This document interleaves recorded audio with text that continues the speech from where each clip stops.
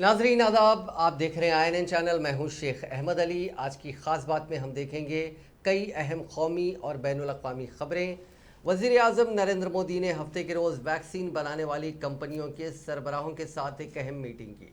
इस मीटिंग में कोविशील्ड बनाने वाली सीरम इंस्टीट्यूट ऑफ इंडिया के CEO आदार पूनावाला समेत 7 दीगर कंपनियों के रिप्रेजेंटेटिव शामिल हुए।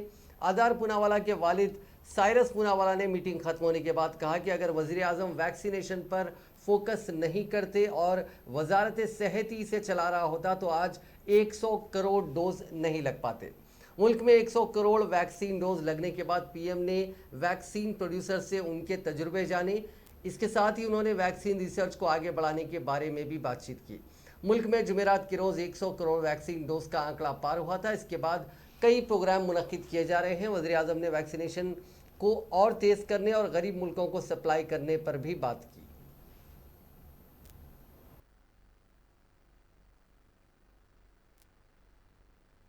Had it not been for him and driving the health ministry, today India would not have been able to make 1 billion doses. There's no doubt in my mind about that. When he came in November to the plant in Pune, I assured him, and today he was very happy that our assurance has been fulfilled, that we will make India self-sufficient like in all other vaccines, in the COVID vaccine at the lowest possible price in the world. So that is the main achievement of the vaccine industry, especially Serum Institute, only because the Prime Minister went out of his way and made all the regulatory people move very fast. They also cooperated, and that's why India is today where it is in covering up such a huge population, which it would otherwise not been able to do. वज़ीर आज़म नरेंद्र मोदी ने गोवा को तरक्की का नया model और इज्तिमाई कोशिशों की अक्कासी करार दिया। मोदी ने हफ्ते के रोज़ स्वयं पूर्ण गोवा योजना के तहत इस्तिफादा कुनिंदगान, स्वयं पोर्टल मित्रों, सरपंचों और पंचायत अरकान के साथ ऑनलाइन बातचीत की। वज़ीर आज़म ने हुकूमत के मुलाजिमीन से लोगों की मदद के लिए सभी तरह के चैलेंजेस का सामना करने की अपील करते हुए कहा कि हमारे सरकारी अफसरान जितने ज़्यादा जिम्मेदार होंगे, मुल्क का उतना ही फ़ायदा होगा। उन्होंने गोवा की पिछली हुकूमतों पर तनकीद करते हुए कहा कि उनमें जोश की कमी थी और वो रियासत की तरक्की के लिए मुस्बित माहौल बनाने में नाकाम रही थी। उन्होंने कहा कि तवील वक्त तक रियासत में अच्छी हुक्मरानी की जगह सियासी नफा नुकसान को तरजीह दी गई।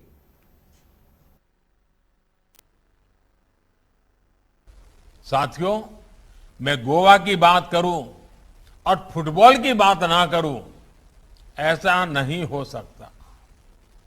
फुटबॉल के लिए गोवा की दीवानगी कुछ अलग ही है।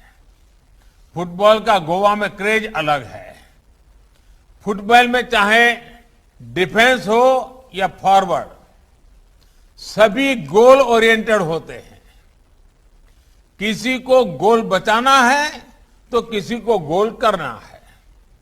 अपने अपने गोल को हासिल करने की ये भावना गोवा में कभी भी कम नहीं थी। लेकिन पहले जो सरकारें रही, उनमें एक टीम स्पिरिट की, एक पॉजिटिव वातावरण बनाने की कमी थी। लंबे समय तक गोवा में राजनीतिक स्वार्थ सुशासन पर भारी पड़ता रहा। गोवा में राजनीतिक अस्थिरता ने भी राज्य के विकास को हानि पहुंचाई। लेकिन बीते कुछ वर्षों में इस अस्थिरता को गोवा की समझदार जनता ने स्थिरता में बदला है। मेरे मित्र स्वर्गीय मनोहर पर्रिकर जी ने गोवा को तेज विकास के जिस विश्वास के साथ आगे बढ़ाया, उसको प्रमोद जी की टीम पूरी ईमानदारी से नई बुलंदियां दे रही है। आज गोवा नए आत्मविश्वास से आगे बढ़ रहा है। टीम गोवा की इस नई टीम स्पिरिट का ही परिणाम स्वयं पूर्ण गोवा का संकल्प है। साथियों, सरकारी तेल कंपनियों ने आज लगातार चौथे दिन पेट्रोल डीजल के दामों में बढ़ोतरी की है। आज दिल्ली में फिर पेट्रोल डीजल की कीमतों में 35 पैसे फी लीटर की बढ़ोतरी की गई। पेट्रोल और डीजल की कीमतें बढ़ने के बाद दिल्ली में पेट्रोल के दाम 107 रुपये 24 पैसे और डीजल के दाम 95 रुपये 97 पैसे फी लीटर पर पहुंच गए हैं, जबकि हैदराबाद में दामों में इससे भी ज़्यादा इजाफा हुआ है। हैदराबाद में पेट्रोल 37 पैसे महंगा होकर 111 रुपये 55 पैसे फी लीटर, जबकि 38 पैसे के इजाफे के बाद डीजल की कीमत 104 रुपये 70 पैसे हो गई है। इस महीने 23 दिन में पेट्रोल डीजल 18 बार महंगे हो चुके हैं। एयरफोर्स ने उत्तराखंड के लमखागा पास में 17,000 फीट की ऊंचाई पर बड़ा रेस्क्यू ऑपरेशन शुरू किया है। यहां पर टूरिस्टों, पोर्टर्स और गाइड समेत 17 ट्रेकर्स 18 अक्टूबर को भारी बर्फबारी और ख़राब मौसम के चलते रास्ता भटक गए थे। इनमें से 11 लोगों की लाशें लमखागा पास जाने वाले रास्ते में मिली हैं।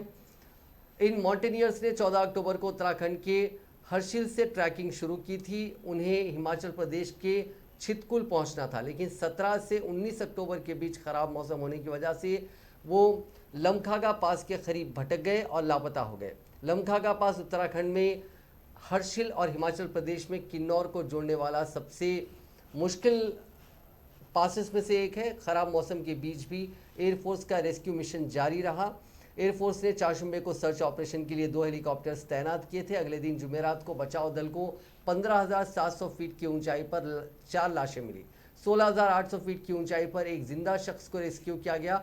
उसकी हालत काफ़ी ख़राब थी और वो हिलडुल भी नहीं पा रहा था। 22 अक्टूबर की सुबह भी खराब मौसम और तेज़ हवा के बावजूद क्रू मेंबर्स एक शख्स को बचाने और 16,500 फीट की ऊंचाई से 5 लाशों को वापस लाने में कामयाब रहे। एक जॉइंट टीम ने 2 और लाशों का पता लगाया। ये टीम मोरी संकारी की एक ट्रैकिंग एजेंसी के जरिए से हर्षिल से छितकुल के लिए रवाना हुई थी। मरकजी वजीर दाखिला अमित शाह ने कहा कि जम्मू कश्मीर का रियासती दर्जा असेंबली इंतखाबात के बाद बहाल कर दिया जाएगा। उन्होंने कहा कि कश्मीर हिंदुस्तान का दिल है और हिंदुस्तान हर भारतवासी चाहता है कि हमारे कश्मीर में खुशहाली, अमन और तरक्की आए। उन्होंने कहा कि अगर हम 5 अगस्त 2019 के फैसले लेने के मौके पर कश्मीर में कर्फ्यू नाफिज ना करते तो ना जाने कितने बूढ़े बाप अपने जवान बेटों का जनाजा उठाते। उन्होंने कहा कि जो लोग जम्मू कश्मीर के अमन को ख़राब करना चाहते हैं या चाहेंगे, हम उनके साथ सख्ती से निपटेंगे। अमित शाह ने बातें हफ्ते को जम्मू कश्मीर के यूथ क्लब्स को खिताब करने के दौरान कही। उन्होंने कहा कि कश्मीर के मुस्तकबिल को संवारने की जिम्मेदारी आपकी है। आप सब एकजुट हो जाएं, हम जमहूरियत को नुकसान नहीं पहुंचाएंगे। इंतखाबात कराने ही कराने हैं, हदबंदी को क्यों रोकना है। अब कश्मीर में कुछ भी रुकने वाला नहीं है। यहाँ डिलिमिटेशन के बाद इंतखाबात होंगे और फिर रियासत का दर्जा बहाल होगा। इससे कबल अमित शाह ने रियासती पुलिस के शहीद इंस्पेक्टर परवेज़ अहमद के घर जाकर उन्हें खिराज अकीदत पेश किया और उनकी अहलिया फातिमा अख्तर को सरकारी मुलाजिमत देने की रस्मी कार्रवाइयों को मुकम्मल किया।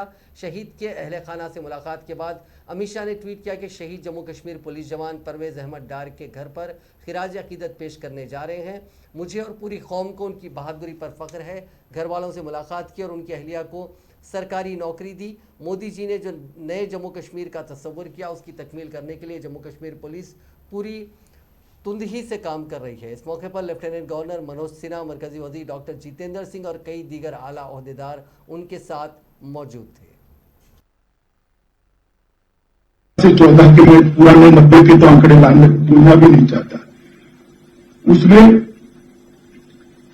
2081 नागरिकों का मृत्यु हुआ था, प्रतिवर्ष 208, और 14 से 21 अब तक प्रतिवर्ष 30 लोगों की मृत्यु हुई है। आतंकवाद कम हुआ है, पथराव अदृश्य हो गया है। और मैं आपको विश्वास दिलाना चाहता हूं, जम्मू कश्मीर की शांति को जो लोग खलल पहुंचाना चाहते हैं, हम उनके साथ सख्ती से निपटेंगे। ये जो विकास की यात्रा शुरू हुई है, इसमें कोई भी मुद्दा नहीं डाल पाएगा। ये हमारा कमिटमेंट है और उसी रास्ते पर आगे बढ़ेंगे। और मैं से 14 के लिए पुराने 90 के तो आंकड़े बोलना भी नहीं चाहता। उसमें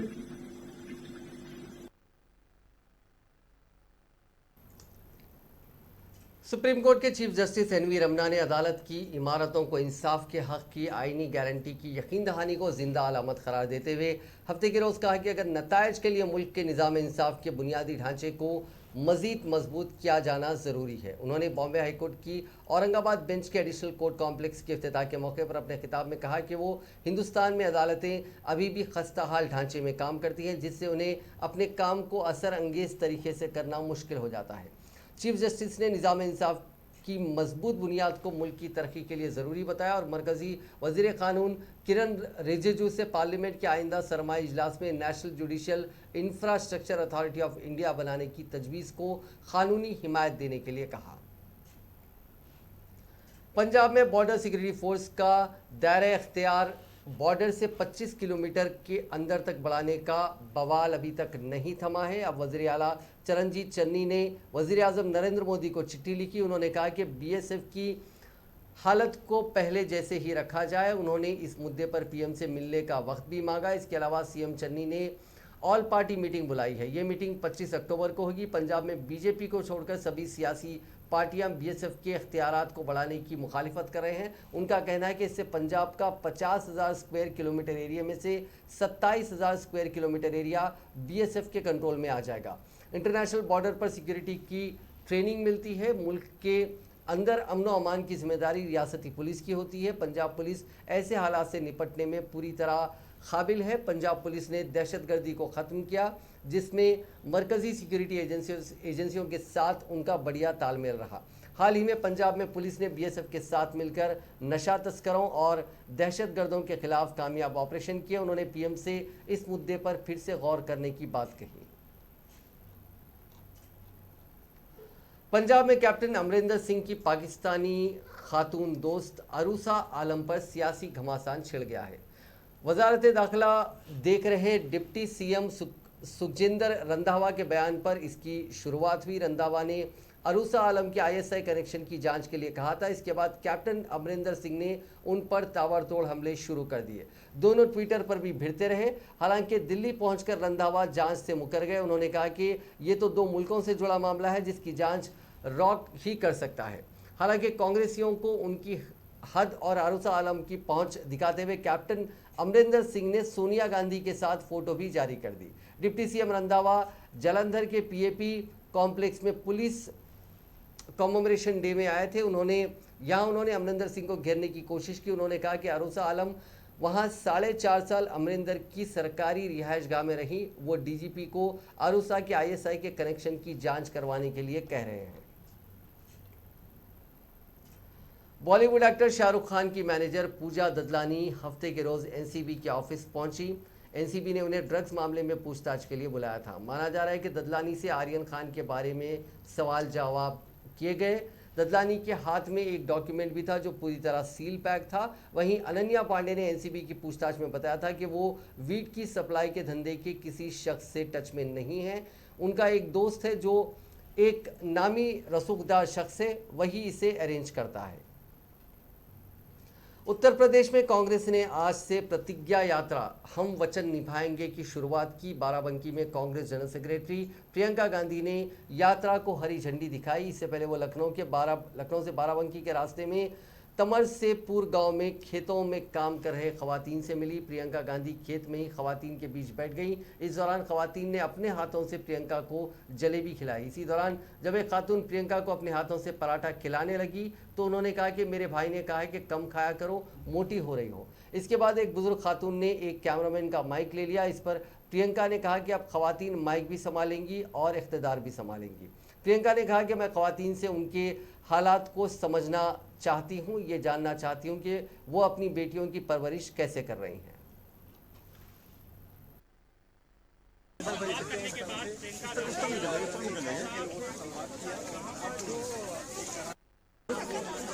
इधर थोड़ा पीछे हो गए। पानी दे, पानी।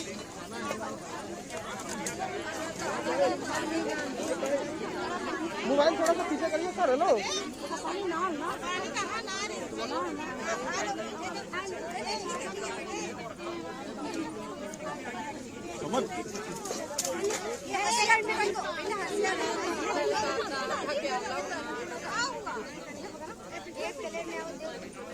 मैं खिलाऊंगी गुड़।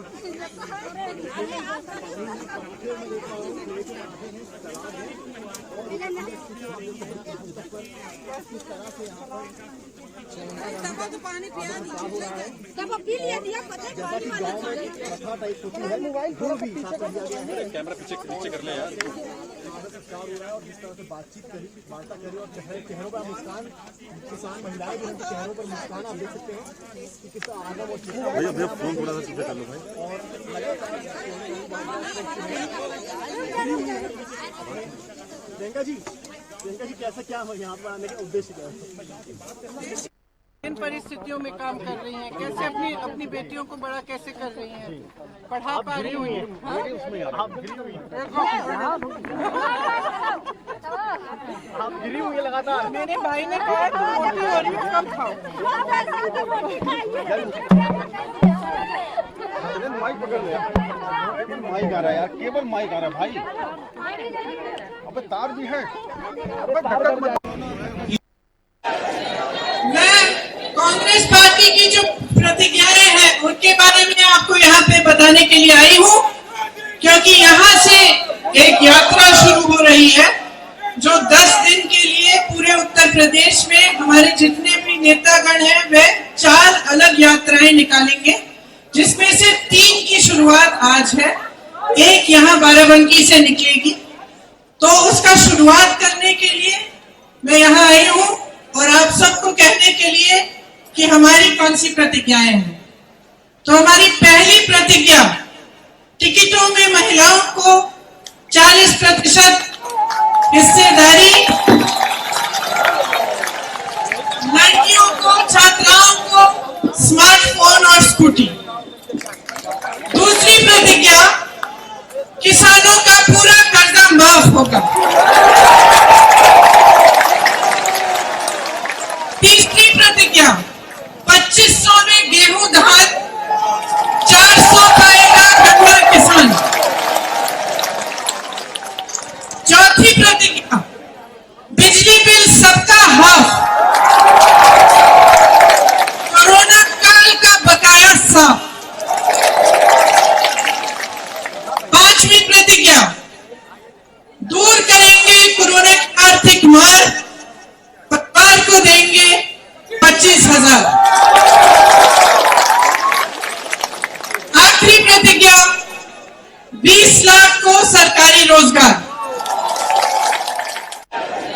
मैं कांग्रेस मरकजी वजीर ज़राअत नरेंद्र सिंह तोमर ने आज कहा कि मरकजी हुकूमत ने किसानों की फलाह व बहबूद के लिए कई फैसले किए हैं। तोमर ने मीडिया से बात करते हुए कहा कि मरकज़ की मोदी हुकूमत ने किसानों के मफाद में कई फैसले किए हैं। उन्होंने कहा कि मरकज़ी हुकूमत की तरफ से ज़राई पैदावार की लागत कीमत को कम करने की सिमत में भी कई इक़दाम किए जा रहे हैं। उन्होंने ज़ोर दिया कि छोटे काश्तकार एक ग्रुप बनाकर मुश्तरका तौर पर काश्तकारी करें, जिससे ज़राई पैदावार की लागत में कमी आएगी। उन्होंने कहा कि किसानों की तहरीक को ख़त्म करने की जिम्मेदारी उन लोगों पर आयद होती है जिन्होंने तहरीक चलाने पर इसरार किया है। उन्होंने कहा कि हुकूमत किसानों के साथ हर सतह पर बातचीत के लिए तैयार है। तोमर ने कहा कि मध्य प्रदेश की शिवराज हुकूमत अच्छा काम कर रही है। उन्होंने कहा कि पार्टी यकीनी तौर पर ज़मीनी इंतखाबात में 1 लोकसभा और 3 असम्बली इंतखाबात की सीट में कामयाबी हासिल करेगी। उन्होंने कहा कि ज़मीनी इलेक्शन इख्तिदार का सेमीफाइनल नहीं है। तोमर ने कहा कि भारतीय जनता पार्टी में कुंभा परवरी की कोई जगह नहीं है, लेकिन उन लोगों को मौका देने में कोई हर्ज भी नहीं है जो पार्टी में रहकर तवील अरसे से पार्टी का काम कर रहे हैं। जब उनसे पूछा गया कि क्या किसानों की नाराज़गी का इंतखाबात पर असर पड़ेगा, उन्होंने कहा कि कई किसान तंजीमों ने एजिटेशन ख़त्म कर दिया है। यहाँ तक कि मुट्ठी भर लोग भी जो अभी तक एजिटेशन के रास्ते पर हैं राज़ी हो जाएंगे। किसानों के लिए बातचीत के दरवाजे खुले हैं। कई मौके पर पार्टी लाइन से अलग राय रखने वाले बीजेपी रुकने पार्लियामेंट वरुण गांधी ने एक बार फिर किसानों के इश्यूज को लेकर अपनी ही हुकूमत को कटघरे में खड़ा कर दिया है। उन्होंने ट्वीट करके कहा कि उत्तर प्रदेश के किसान समोद सिंह गुज़िश्ता 15 दिनों से अपनी धान की फसल को फरोख्त करने के लिए मंडियों में मारे फिर रहे थे। जब धान नहीं बिक सका तो मायूस होकर उसमें खुद ही आग लगा दी। इस निज़ाम ने किसानों को कहाँ लाकर खड़ा कर दिया। ज़राअती पॉलिसी पर असर नौ गौर करना, इस वक्त की सबसे बड़ी ज़रूरत है। इससे कबल जुमेरात को बीजेपी रुकन पार्लियामेंट वरुण गांधी ने हुकूमत के खिलाफ आवाज़ उठाई थी। उन्होंने पीलीभीत में ज़बरदस्त बारिश के सबब आए सैलाब को लेकर उत्तर प्रदेश की योगी हुकूमत पर हमला किया था। उन्होंने कहा था कि अगर आम आदमी को उसके हाल पर छोड़ दिया जाए तो फिर हुकूमत का क्या मतलब है। जब तक किसान समोद सिंह का मामला है, उनका ताल्लुक लखीमपुर खेरी से है। उन्होंने अपने धान के ढेर पर पेट्रोल डालकर आग लगा दी। समोद सिंह का इल्ज़ाम था कि वो सरकारी मंडियों पर गुज़िश्ता 14 दिनों से धान फरोख्त करने की कोशिश कर रहे थे, लेकिन कोई धान खरीदने के लिए तैयार नहीं था। इससे मायूस होकर उन्होंने ये कदम उठाया।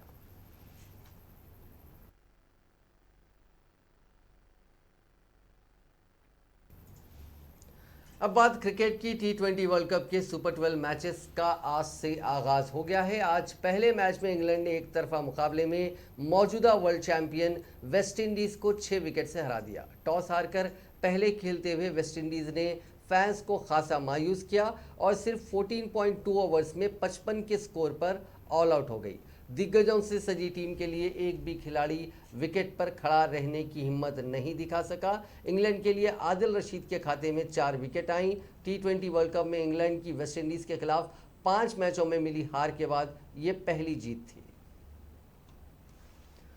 इंडिया पाकिस्तान मुकाबले के एक दिन पहले टीम इंडिया के कप्तान विराट कोहली ने प्रेस कॉन्फ्रेंस की। उन्होंने कहा कि हम मैच के लिए पूरी तरह से तैयार हैं।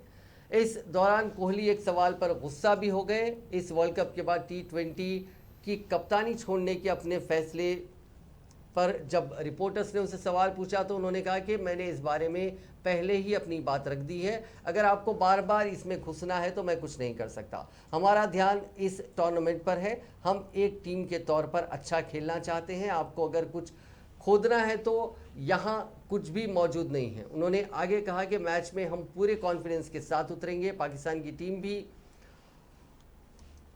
काफ़ी मजबूत है। उनके पास ऐसे खिलाड़ी हैं जो कोई भी मैच अपने दम पर पलट सकते हैं। हम सिर्फ अपने प्लान पर फोकस कर रहे हैं। विराट ने हार्दिक को लेकर कहा कि हार्दिक पांड्या की मौजूदा हालत हर दिन बेहतर होती जा रही है और वो वर्ल्ड कप के मैचों में गेंदबाजी कर सकते हैं। हमारे पास काफ़ी ऑप्शंस हैं। पांड्या को पूरी तरह से तैयार होने तक वो बल्लेबाजी के साथ 1 या 2 ओवर डाल सकते हैं।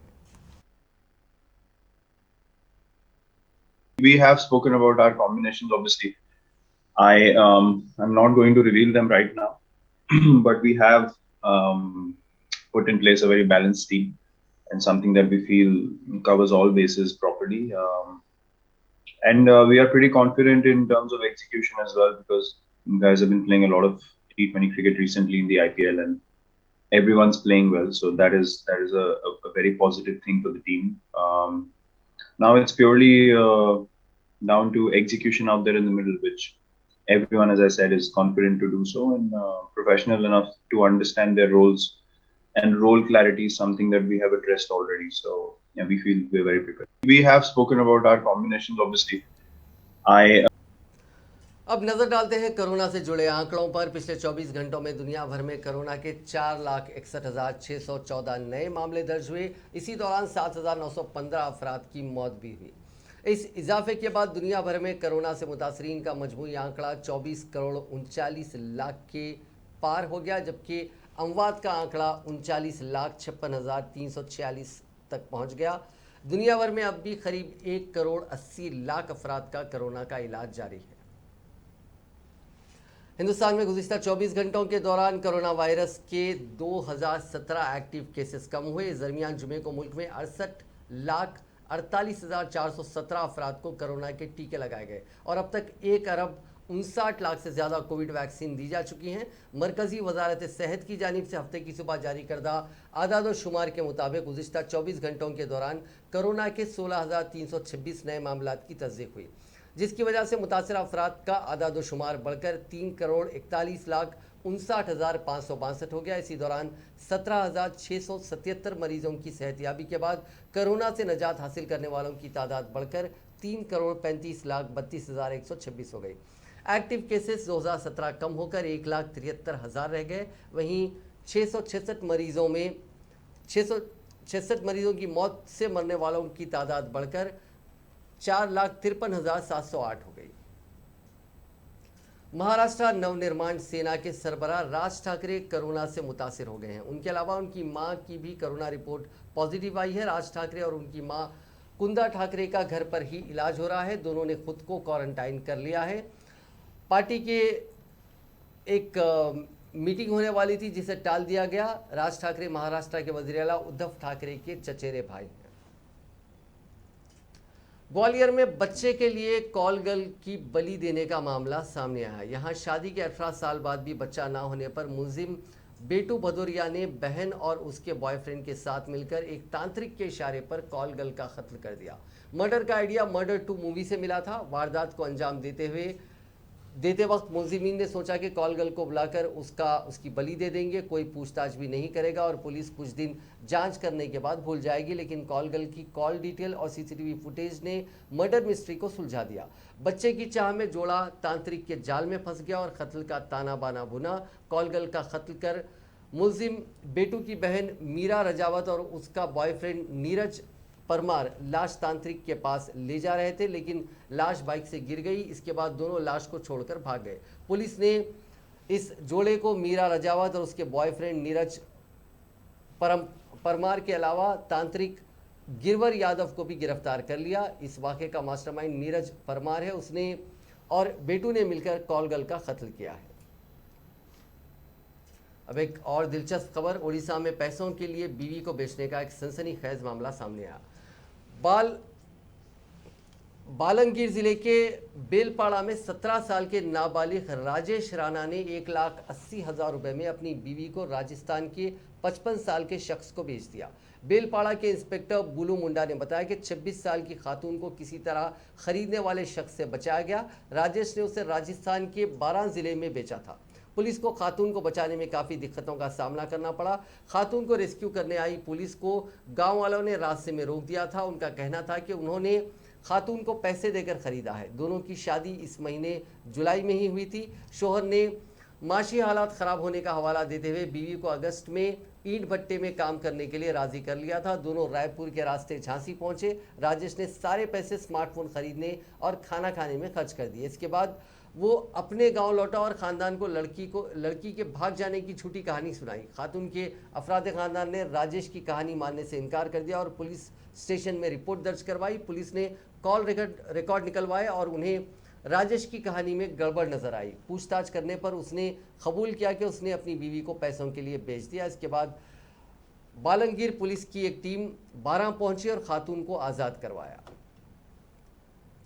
फ़ोन पे यूज़र्स को मोबाइल रिचार्ज करवाने पर प्रोसेसिंग फ़ीस देनी होगी। वॉलमार्ट ग्रुप की डिजिटल पेमेंट कंपनी फ़ोन पे ने यूपीआई यानी यूनिफाइड पेमेंट इंटरफेस ट्रांजैक्शन पर ये नया कानून लगाया है। यूज़र्स को हर ट्रांजैक्शन यानी 50 रुपये से 100 रुपये के रिचार्ज पर 1 रुपये और 100 रुपये से ज़्यादा के रिचार्ज पर 2 रुपये देने होंगे। इस तरह फ़ोन पे यूपीआई पर मबनी ट्रांजैक्शन पर चार्ज लेने वाली पहली डिजिटल पेमेंट ऐप बन गई है। कंपनी के तर्जुमान ने बिल पेमेंट पर लगने वाले चार्ज को लेकर कहा कि हम इंडस्ट्री में ऐसा करने वाले पहले नहीं हैं। सभी digital payment platforms bill payment को लेकर चार्ज वसूल कर रहे हैं। अब ये स्टैंडर्ड प्रैक्टिस हो गई है। अगर किसी बिल का पेमेंट क्रेडिट कार्ड की मदद से किया जाता है तो हम इसके लिए प्रोसेसिंग फ़ीस लेते हैं। दूसरे प्लेटफॉर्म पर इसे कन्वेंस फीस के तौर पर लिया जाता है।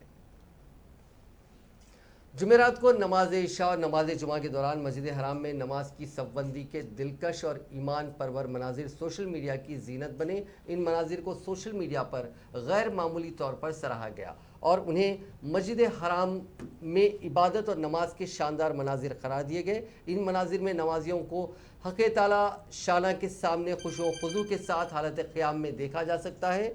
इन रूह परवर मनाजिर में देखा जा सकता है कि मस्जिद हराम और काबे शरीफ का मुताफ नमाजियों से खचाखच भरे हुए हैं। 1.5 साल की बंदिशों के बाद आज पहली जुमा की नमाज थी जिसमें मस्जिद हराम और मस्जिद नबवी को पूरी गुंजाइश के तहत खोला गया था। इस मौके पर सदारत आम्मा बराए उमूर हरमैन शरीफन की तरफ से नमाजियों की सहूलत के लिए तमाम ज़रूरी इक़दाम किए गए थे ताकि नमाजी और मोतमरीन इत्मीनान के साथ खुतबा जुमा सुन सकें और नमाज अदा कर सकें। इस मौके पर मस्जिद हराम में आमद और रफ्त के लिए 50 दरवाजे खोल दिए गए थे। नमाजियों और ज़ायरीन की खिदमत पर 4000 रज़ाकारों को मुकर्रर किया गया था, जबकि मस्जिद हराम को दिन में 10 बार साफ़ और मुअत्तर करने का भी बाकायदगी से एहतमाम किया जाता है। नाजरीन, आज की खास बात में बस इतना ही। आपसे कल मुलाकात होगी नई खबरों के साथ, नए एनालिसिस के साथ। फिलहाल दीजिए इजाज़त। खुदा हाफिज़।